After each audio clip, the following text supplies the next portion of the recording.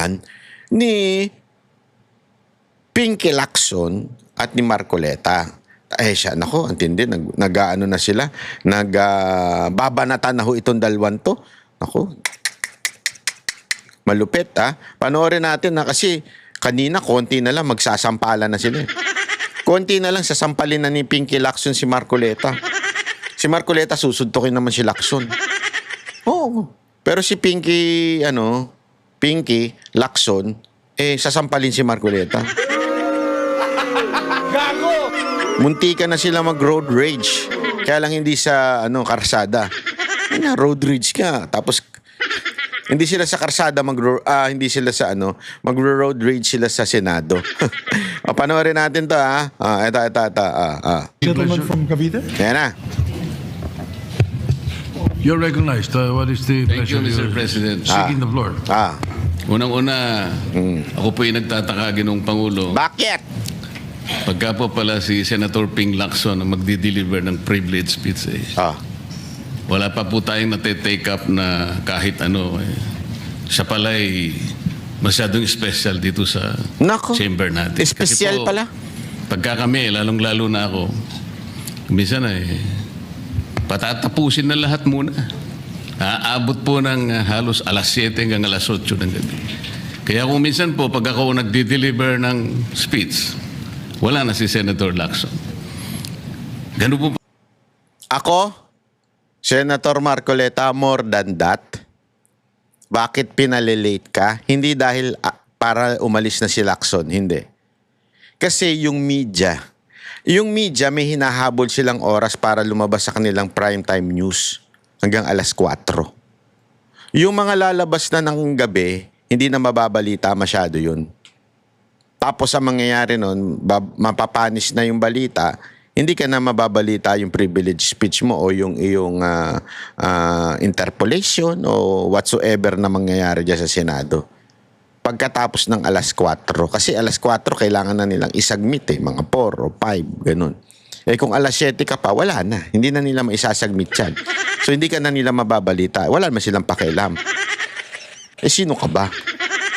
Ikaw ang lumaban sa ABS-CBN nun. Kami, kampi-kampi kaming mga media. Ikaw ang isa sang salarin kung bakit nawala ang prangkisa ng ABS-CBN. So hindi ka favorite ng mga media. Gago! Kaya kahit sa alas 7 ka na magsimula, mas gusto namin yan para hindi ka na namin balita. Yan ang katotohanan dyan. Pero si Lacson, matik yan. Unang-una yan. Para mababalita yan sa tanghali, balitang tanghali, afternoon delight, at the same time doon sa primetime news. Para maraming balita sa kanya. Pag si Lacson. Ikaw, tabi. Alas 7 ka na para hindi ka namin mabalita. Yan ang dahilan sa tingin ko kung bakit sinasadyang alas 7 ka na. Pero si Lacson, wala pa yung topic. Simula na, siya na kaagad. Importante. Majority Leader, I think you should answer that particular Yes, Mr. President, statement. yung privilege speeches, alam mo, dalawang linggo na lang po naiiwan with due respect to Senator Marcoleta. Talagang tinutulak natin yung legislation. Una, yung privilege speeches, we put always, and it's been a practice in the past, in the tail end of the discussions, because the privilege speeches can take up a lot of time. Yung nangyari po kasi kahapon, sa speech ni Senator Marcoleta, with due respect to the two sides, binanggit po niya yung pangalan ni Senator Lacson. So, it is obvious that Senator Lacson would like to respond. So, usually when it is personal and collective privilege, especially when they're trying to defend themselves, kasi gusto mong i-defend sana ang sarili mo, binibigyan po natin ng pagkakataon. Ang senador na tumayo at any given point in time. Kaya kung sinabi din po sa akin ni Senator Marcoleta kahapon na ito po ay personal and collective dahil galit ako kay Senator Lacson, ginawa kong agad-agad. Pero hindi po niya kwento sa akin ano yung purpose ng kanyang speech. Kaya nung ninapitan niya po ako first speech, binabigyan po natin Senator Tulfo muna. Pagkatapos si Senator Tulfo, Senator Marcoleta naman po. Pero yung laman po ng speech ni Senator Marcoleta ay binabanatan isang membro ng Senado. Obviously, that member of the Senate will stand and defend themselves. We have to give them priority. It goes for any member of the Senate, Mr. President. We will give that privilege to any member of the Senate. Thank you. All right, thank you. Sir President, ang sinasabi ko lamang po ay ngayon ko lang po na nakita ang ganitong special treatment. Hindi ko naman sinasabi, Mr. President, na lahat ay ganito. Kasi po yung yung una pa po bago ito, Mr. President, naalala ko, tinapos muna lahat po ng bisita, pati po yung mga galing sa Southeast Asian Games. At kahuli-hulian nga po, inabot po ako ng alas 8 ng gabi. Yun lamang po. Ngunit gusto ko pong makapagtanong sana sa ating ginagalang na Senador Ping Lacson kung siya po ay papayag. My pleasure, Mr. President. Hindi ko po alam, Sir President, Your Honor, kung paano ko, sana ko mag-uumpisa sapagkat hindi ako ang subject matter ng aking diniliver na privilege speech kahapon. Kaya kung sagutin at iisa-isahin sa inyo, ngunit ang nangyari, parang ad hominem ang nangyari. Sa akin po, natutukoy lahat ang inyong privilege speech ngayon, samantalang ang inaasahan ko ay sasagutin nyo yung privilege speech kahapon. Kasi kung ganun pong mangyayari, Mr. President, malilihis na naman po tayo sa inaasahan ng ating mga mamamayan.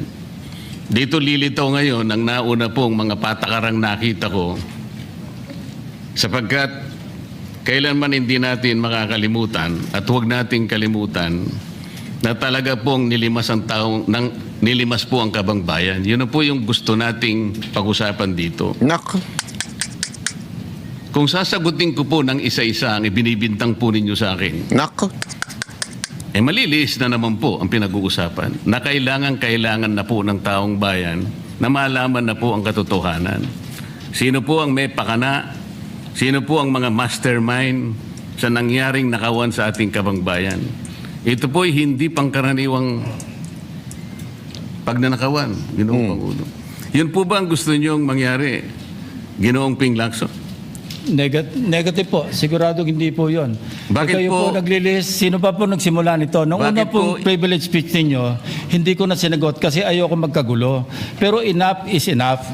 Kahapon, nanonood ako sa aking opisina, gusto kong bumaba, kaya lang malalim na ang gabi at ayoko maabala yung trabaho sa Senado. Kaya nagsabi ako sa ating Senate President at ito'y na-manifest niya kahapon, narinig ko, na I was told na sasagot ako ngayong araw na ito. Wala pong gustong maglihis sa usaping flood control. Ako nga po, very passionate po ako dyan, mulat sa pool. Wala po po kayo rito. Parang hindi. Ako po'y talaga lumalaban sa korupsyon. Ako parang hindi. Gago! Very passionate ka. Pili lang yung mga witness na iniimbitahan mo. Gago! Yung mga ex na sundalo, yung Brave 18, ayaw mong imbitahan dyan at pinag-isipan mo kagad na malabo, hindi totoo ang mga sinasabi, kinontra mo kaagad. Tapos passionate ka dyan. Gago! Sino niloko mo? Lacson? Sino pinagluloko mo? Wag nga tayo, wag nga kami, kitang-kita namin. Pagdating sa national budget, pagdating sa lahat ng usapin, hindi nyo po matatawaran. Ay, matatawaran ang aking namin. hangarin. Hindi, wag kang ganun. Matatawaran namin. Kitang-kita namin. Oh. Kitang-kita namin na yung ginagawa mo dyan sa yung dalawang witness na nakatakip na ikaw ang sumasagot. Oh. Tapos pagkat napupunta na kay Romualdez, para bagang dinidiscredit mo na tulad ni Diskaya. At tapos nagiging bayani yung mga katulad nila Bernardo. Yung mga congressman, hindi mo malang inimbitahan. Sila yung mga contractor na congressman. Itong mga security aid ni Zaldico, hindi mo nga inimbitahan. Pinagdudaan mo na kagad, naglabas ka ng kaliwat kanang statement na kesyo imposible, malabo. Bago mo muna sana inimbestiga, bago mo sana sinabi yan, inimbestiga mo muna. Maituwid ang lahat ng katiwalian dito sa ating bansa dahil hindi po tayo muusad. Pero enough is enough. Patuloy po kayo sa pag-atake sa akin. Balikan Huwag kang niyo po, iiyak. res ipsa Huwag kang iiyak. Iiyak ka na eh. Walang iyakan. Debate lang. Ikaw naman oh. locutor. Andyan po lahat eh. Wala po ko inimbento. Salita niyo po lahat yan eh. Sabi niyo, iniinsulto ko kayo. Sagutin niyo po. Totoo po ba o hindi yung ating napanood sa mga video? Totoo po ba o hindi yung aking mga binanggit? Tapos na po kayo. Tapos na po. Kasi po ganito May I eh. suggest that the two gentlemen address the chair instead of addressing each other. Sorry, Mr. Tapos na po ba kayo? Tapos na. Ayos ano. Yan ang mga gusto kong bitawan. Oh. President. Pagpaumanhin po ninyo, Ginoong Pangulo, ngunit nakakalimutan po ng ating Senator Ping Lacson na siya po ang nagumpisa sa ngayon lang eh. Ako rin po ay defensor ni Diskaya. Palagi niyang ipinipilit yon. Hindi niya makalimutan ang sinabi ko na nung ako po ay nasa Blue Ribbon Committee, tungkulin ko po kasi na ipaglaban ang sino man, witness man siya, resource person, siya po ang kauna-unahan na nag-apply ng Witness Protection Program. Sa aking palagay po, nung panahon na yon, ay kakailanganin namin siya sapagkat mga pangalang malalaki ang dapat na makuha natin. Hindi naman siya, ang ibig ko sabihin, si Diskaya po ang mismong nagbigay po ng kanyang kagustuhan. Nung una po, Mr. President, ayaw ko nga maniwala sa kanya. Kaya sinabi ko sa kanya, gumawa ka ng sulat, kahit sulat kamay, para sa ganun, walang masabi ang iba na parang ako pang nag-initiate sa'yo dahil hindi kita kakilala. Kailangan malaman muna natin kung ano ang laman ng iyong testimony. At kailangan ma-determine natin kung talagang meron kang may kukontribute na mga pangalan. Kasi importante na lumitaw ang mga pangalan ng mga taong talagang utak ng pagnanakaw na ito. Yun po ang pinag-umpisahan nun eh. Dahil mabigat ang kanyang gagawin, Mr. President, nakita ko sa kanyang kagustuhan na siya'y sumailalim sa Witness Protection Program. Kinilala ko naman yun, Mr. President. Malalagay nga sa alanganin ng buhay niya. Yun po naman nakalagay sa batas eh. Bakit ngayon akusahan ako na ako pa ang nagdidepensa sa kanya? Nandun naman po sa batas eh. Kaya nga po nang ipilit po ng ating DOJ Secretary na pinipilit niya magkaroon ng restitution, sinabi ko huwag mong gagawin yan. Wala naman sa batas yan eh. Ipipilit ninyo sa pamagitan ng memorandum ninyo na kahit wala sa batas para siya maging katanggap-tanggap na witness protection program witness, ay gagawin ninyong mag-restitute siya. Wala po sa batas yun, Mr. President. Yun po yung nilalaban ko. Kung napagkamalan niya na dinidepensahan ko, hindi po pwede yung ganun, Mr. President. So ngayon, Sumaside, ano pa, no? Comment pa si Lacson, ano? Parang hindi senador. Gago! Ayun na naman siya. Mga ganun-ganun. Ayun na naman siya.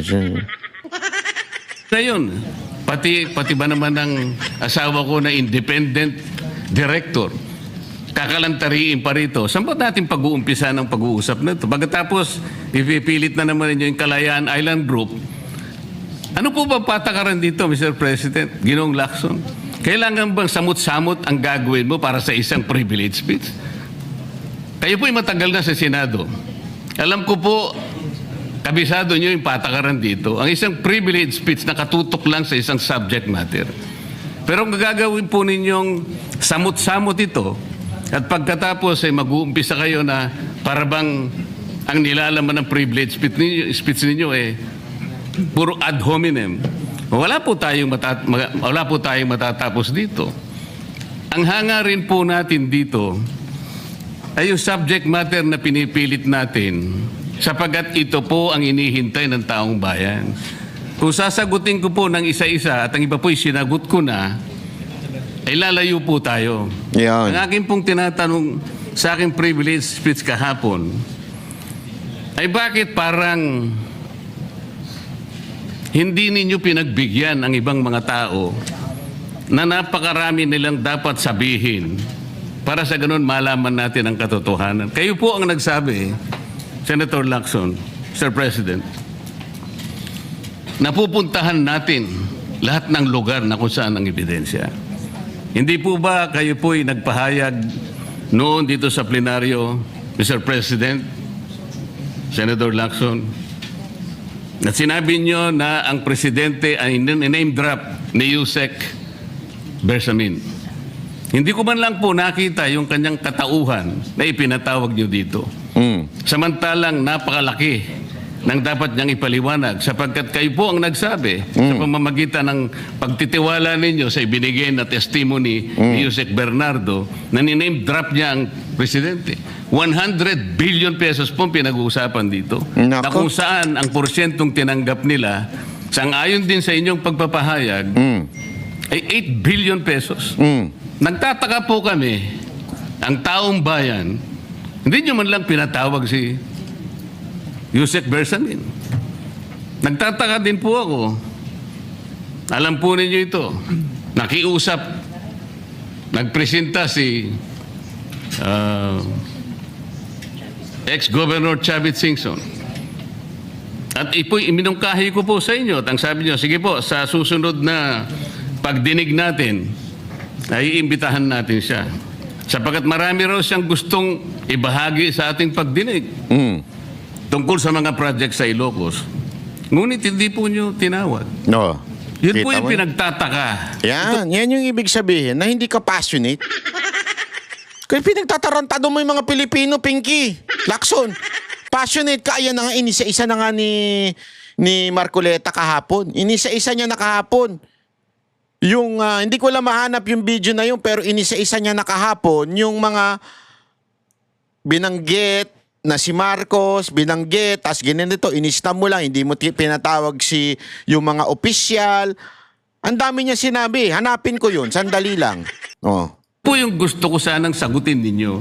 Sa akin po, wala nang kwenta kahit na ako'y patotsadahan ninyo. Oh, yun. Na ganito ako, ganito kami, ganyan. Yun. Walang Hindi na po problema. mahalaga sa akin yun eh. Tama. Ang mahalaga po, Mr. President, Yung ano? ang taong bayan ngayon Ayaw. na naghihintay ng kasagutan Ayun sa ang maraming tama. katanungan nila. Ayun. Kung magagawa pa natin na buklatin lahat ang dapat buklatin. Tama. Kilalanin kung sino dapat kilalanin. Ang gusto ko pa po sana, Mr. President, sana sagutin po ninyo, Senator Lacson. May I respond, Mr. President? May I respond, Mr. President? Patapusin mo muna. Go ahead. Mr. President, Your Honor, have you read the partial committee report? Ganito po ang nangyari, Mr. No, have you read the President. partial committee report? That is the Sandali! question, Mr. President. Papaliwanag ano to? Yes or no lang din? Kapwa mo senador, yes or no lang ang sasabihin? Mag-antay ka, sasagot na nga eh. Nasa ko po, ngunit hindi ko po magawan ng paraan kung paano ko po itatrato. Kasi kahit na po ganun ang nangyari, tiningnan ko po eh. Kaya lang, sabi ko sa mga staff ko, nung mag-meeting kami, bakit ka ako wala man lang pirma ito? Ito po italiwas po sa inyong ipinahayag kahapon. Sinabi nyo President, rito, If I may be natanggap allowed, ko, Mr. President. Sandali lang! patapusin nyo muna. Patapusin nyo muna. Patapusin. Patapusin. Nagbibida-bida ka na naman, Pinky Lacson eh. Patapusin mo. Ako, para may paliwanag ko kung bakit hindi man lang ako sumagot sa inyo dito sa ibinigay niyong material na ito. Kasi sinabi po ninyo, for one, I have it on record that his office already received a copy of the BRC Partial Committee report as early as February 11, both hard and soft copies, but he has not signed it, even with I dissent remark. It follows that as chairman, I was first to sign before routing the same contrary to his claim that I did not. Kahapon lang po namin nakita ito, Mr. President. Pero hawak ko po dito yung ipinrint naming kopya na nakuha lang namin sa isang link sa PDF document. Kami lang po nagprint nun. Wala pong pirma. Mr. President, we assume that it came from the office of Senator Lacson or probably from the Blue Ribbon Committee, I would not assume otherwise. So sabi ko, kung walang pirma ito, wala man lang covering letter, ano bang gagawin namin dito? Gagawin ba nating banderitas ito?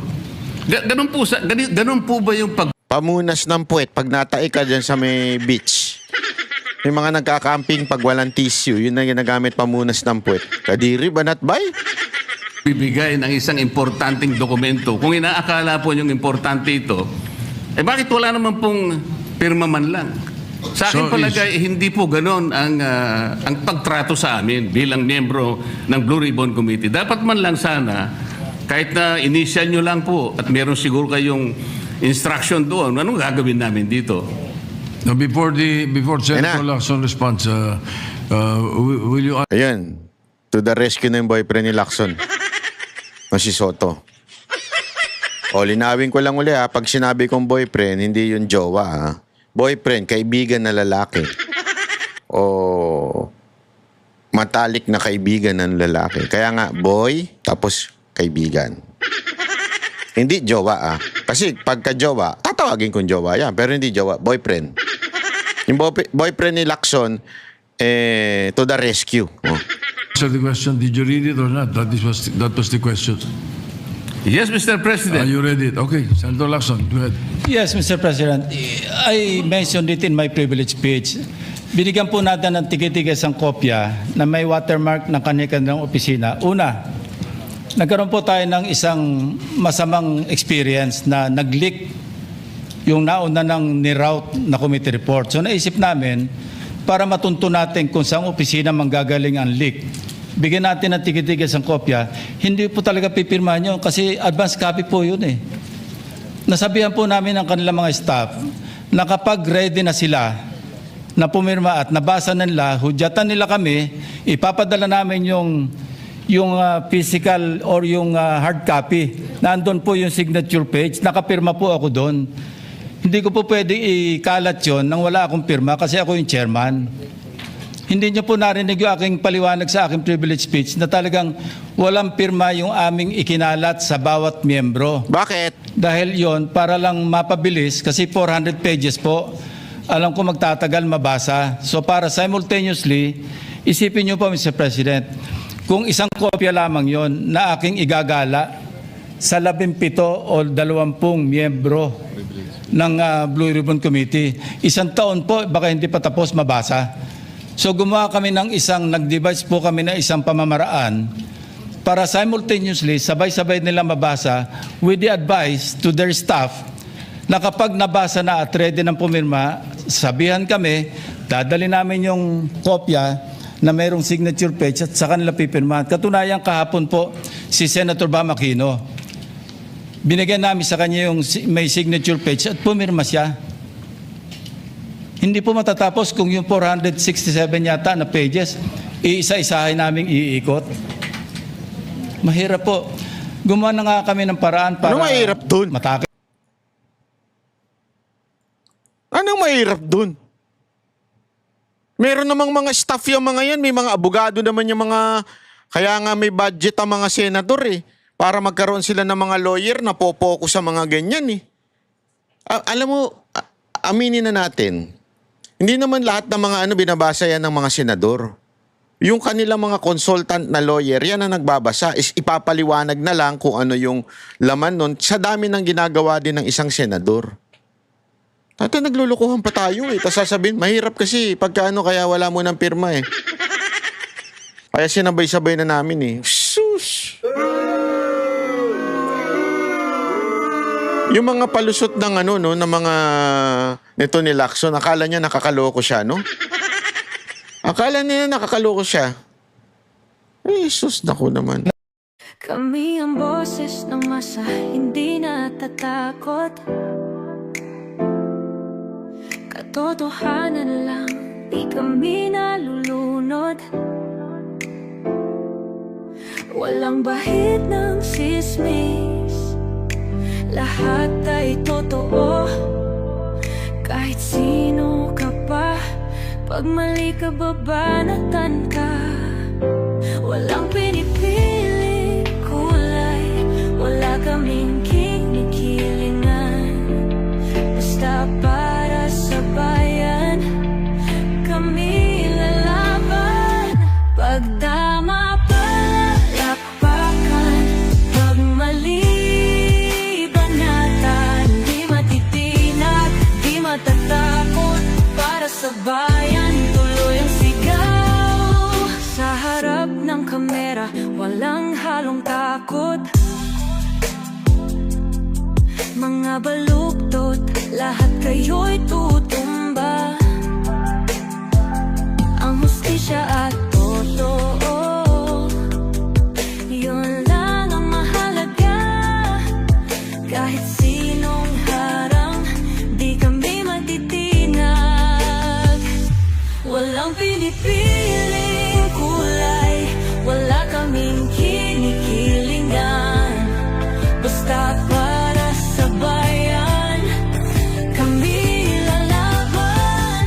Pag tama palakpakan, pag mali banatan, di matitinag, di matatakot.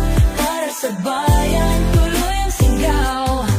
Kung nasa tama ka, ikaw ay aming kasama. Pero pag mali ka, handa ka na bang mabasag? Banateros kami, walang inuunan. Dahil bayan muna, bago ang sarili.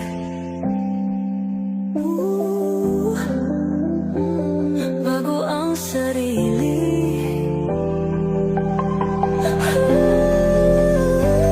Pag tama palakpakan, pag mali banatan, banateros ang sigaw. Katotohanan ang laban.